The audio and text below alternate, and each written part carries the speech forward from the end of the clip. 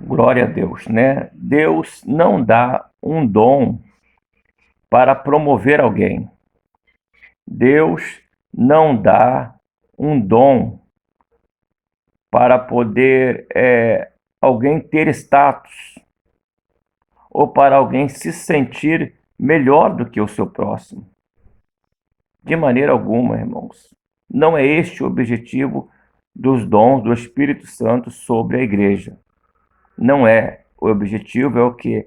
É de fortalecer a igreja. O objetivo é do que? É de equipar a igreja para poder fazer a obra de Deus ao ponto de vidas ser abençoadas, irmãos, vidas ser beneficiadas, né?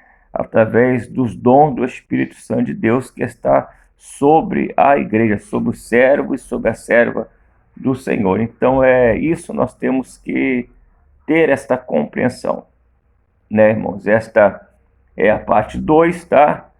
Do vídeo que nós estamos fazendo, é a continuação. Mas, irmãos, uma coisa também aqui, né, nesta lição aqui que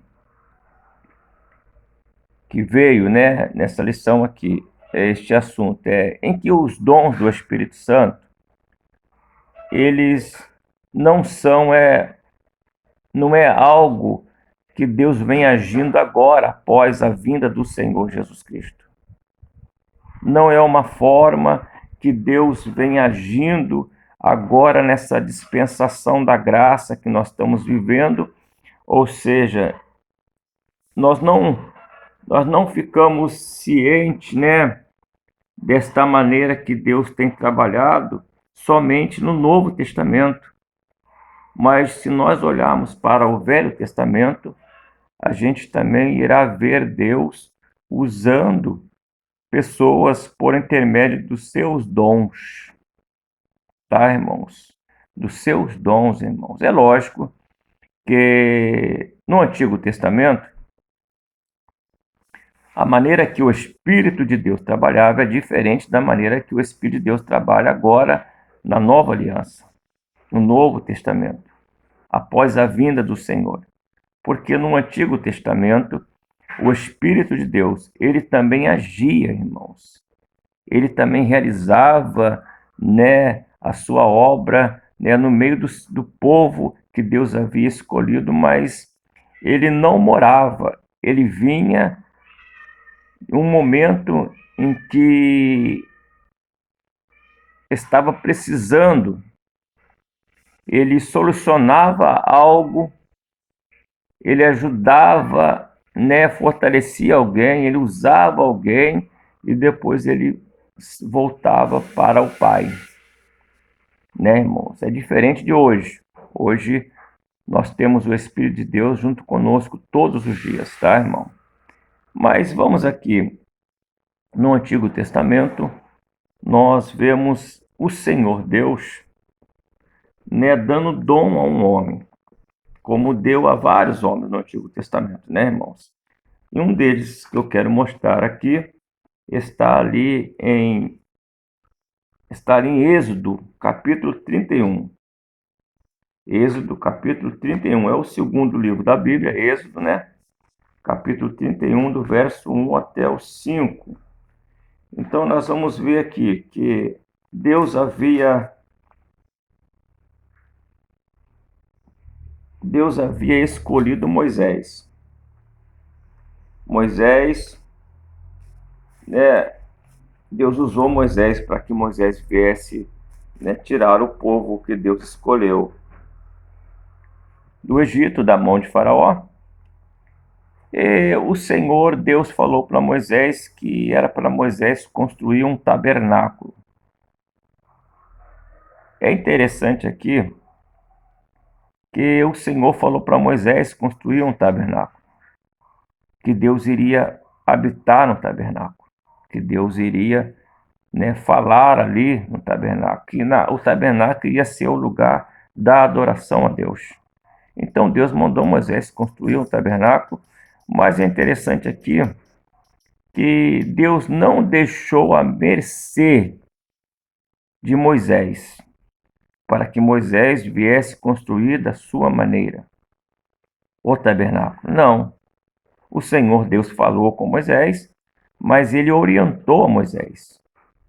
Ele deixou bem claro para Moisés de que forma que teria que ser o tabernáculo, de qual material que teria que ser construído o tabernáculo, qual seria o tamanho do tabernáculo, o que deveria ter dentro do tabernáculo, quais seriam as cores que iriam ser usadas no tabernáculo. Ou seja, o Senhor Deus deu detalhes acerca de como deveria ser o tabernáculo, como deveria ser o lugar aonde ele iria habitar, aonde ele iria, falar com o povo, aonde ele iria trabalhar com o povo, irmãos? Nos fazendo entender que as coisas de Deus não é do jeito do homem, é do jeito de Deus, tá, irmão? Aí vamos lá. Então a gente vê aqui, o Senhor dando esses detalhes todos a Moisés. A Bíblia diz aqui em Êxodo 31, do verso 1 ao 5, Deus, por intermédio do Espírito Santo, vindo sobre um homem. Este homem iria ser um homem que iria construir o tabernáculo. Esse homem iria ser um homem que iria trabalhar, na construção do tabernáculo. Então, o Espírito de Deus, ele veio sobre este homem e capacitou e equipou este homem, ou seja, deu dons a este homem, deu a este homem inteligência, para que ele viesse nas invenções, para que esse homem viesse, a ter sabedoria, irmãos, para poder trabalhar com madeira, para poder trabalhar com pedra, para poder trabalhar com prata, para poder trabalhar com ouro, para poder construir o tabernáculo. Agora entenda aqui, foi dom de Deus, foi o Espírito de Deus que capacitou esse moço. Aqui não foi, um talento natural, irmão, foi dom de Deus. Então isto é dom de Deus. Entenda uma coisa, talento natural, é uma coisa, dom é outra coisa. Porque se esse moço aqui fosse um moço que viesse aprender, estudar, aprender a trabalhar com pedra, trabalhar com prata, trabalhar com ouro, a trabalhar com madeira, a fazer, artes, irmãos? Se ele aprendesse em uma escola ou com um profissional, aí nós poderíamos dizer que foi um dom natural. Nós iríamos poder dizer que foi algo que ele aprendeu. Mas na realidade, ele não aprendeu, mas foi o Espírito de Deus que veio sobre a vida dele e o capacitou e equipou a ele, dando sabedoria e inteligência para que ele viesse trabalhar nesta área aqui. Então, isso é dom, tá, irmãos? Dom de Deus é isto, tá? É diferente de uma pessoa que vai para a escola e estuda.